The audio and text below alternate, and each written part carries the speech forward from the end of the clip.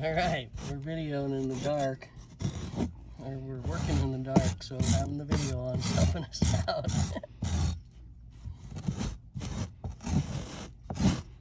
Yeah, this is a very handy tool.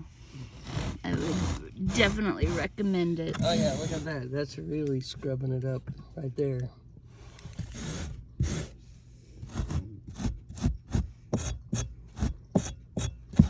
And mind you, I just vacuumed this all with the shop vac and just the normal nozzle. I didn't have a brush nozzle or anything. So I just vacuumed this, and now look at how much dog hair we're getting out. Excellent. And these things are inexpensive and they seem to work. They're just a big old fine-tooth double comb is kind of the best way to describe it.